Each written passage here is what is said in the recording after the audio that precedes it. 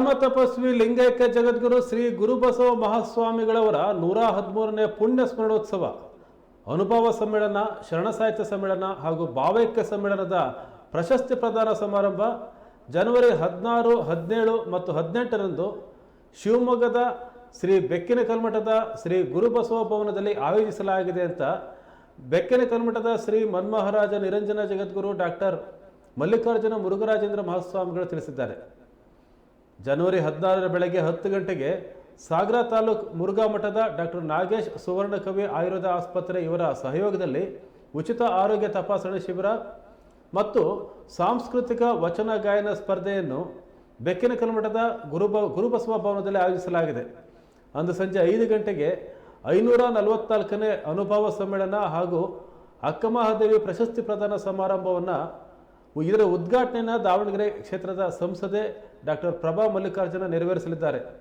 ಅಕ್ಕಮಹಾದೇವಿ ಪ್ರಶಸ್ತಿಯನ್ನು ಹೊನ್ನಾವರದ ವೈದ್ಯ ಸಾಹಿತಿ ಡಾಕ್ಟರ್ HS ಅನುಪಮ ಅವರಿಗೆ ಪ್ರದಾನ ಮಾಡಲಾಗುವುದು ಅಂತ ಹೇಳಿದರು.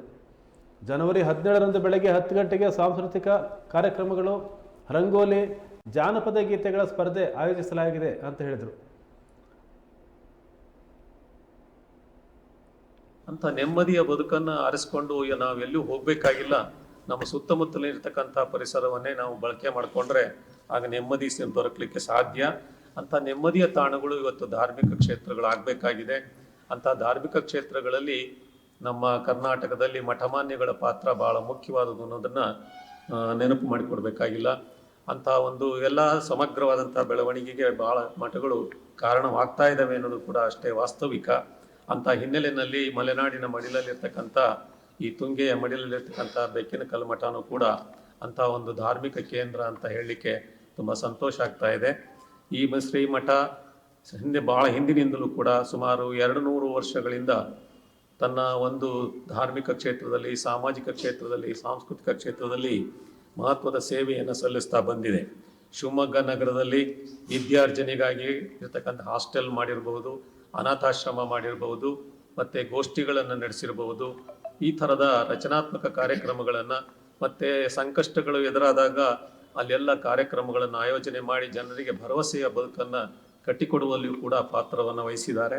ಅಂಥ ಒಬ್ಬ ಮಹಾ ತಪಸ್ವಿ ಈ ಬೆಕ್ಕಿನ ಕಲ್ಮಠದ ಕರ್ತೃ ಜಗದ್ಗುರು ಗುರುಬಸವ ಮಹಾಶಿವಯೋಗಿಗಳು ಅಂಥೇಳಿ ಅವರ 113ನೇ ಪುಣ್ಯ ಸ್ಮರಣೋತ್ಸವವನ್ನು ಇದೇ ತಿಂಗಳು ಜನವರಿ 16, 17, 18 3 ದಿನಗಳ ಕಾಲ ಅತ್ಯಂತ ವೈವಿಧ್ಯಪೂರ್ಣವಾಗಿ ಆಯೋಜನೆ ಆಗಿದೆ. ಗುರುಬಸವ ಮಹಾಸ್ವಾಮಿಗಳವರು ಪರಮ ತಪಸ್ವಿಗಳಾಗಿದ್ದರು ಅನ್ನೋದಕ್ಕಿಂತಲೂ ಜೊತೆಗೆ ಬಹಳ ದೊಡ್ಡ ಸಂಸ್ಕೃತ ವಿದ್ವಾಂಸರಾಗಿದ್ದರು. ಜೊತೆಗೆ ಸಮಾಜಪರವಾದಂಥ ಚಿಂತನೆ, ಕಳಕಳಿ ಉಳ್ಳವರಾಗಿದ್ದರು. ಇಲ್ಲೇ ಪುರ್ಲೆ ಗುರುಪುರ ಅಂತೇನಿದೆ, ಅಲ್ಲಿ ಒಂದ್ಸಲ ಪ್ಲೇಗ್ ಬಂದಾಗ ಜನ ಊರು ಬಿಟ್ಟು ಹೋಗ್ತಿರ್ಬೇಕಾದ್ರೆ ಅಲ್ಲಿ ಹೋಗಿ ತಮ್ಮ ಅನುಷ್ಠಾನ ಮಾಡಿ ಜನರಿಗೆ ಭರವಸೆ ತುಂಬಿ ಮತ್ತೆ ಎಲ್ಲರನ್ನೂ ಕೂಡ ಅಲ್ಲಿ ನೆಲೆಗೊಳಿಸಿದಂಥದ್ದು. ಆ ಸ್ಮರಣೆಗಾಗಿಯೇ ಗುರುಪುರ ಅಂತ ಅದಕ್ಕೆ ಹೆಸರು ಬಂತು ಅಂತ ಒಂದು ಕಥೆ ಇದೆ.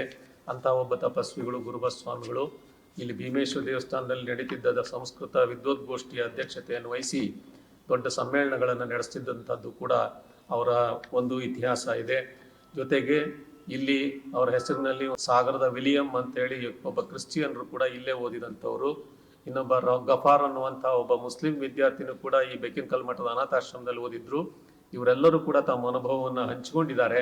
ಹಾಗಾಗಿ ಇಂಥ ಎಲ್ಲ ಪರಂಪರೆ ಇರುವಂಥ ಬೆಕ್ಕಿನ ಕಲ್ಮಠ ಹಾಸ್ಟೆಲ್, NDV ಹಾಸ್ಟೆಲ್ ಇರ್ಬೋದು, ಮತ್ತು ಬೇರೆ ಬೇರೆ ಈ ಅನಾಥಾಶ್ರಮ ಇರ್ಬೋದು,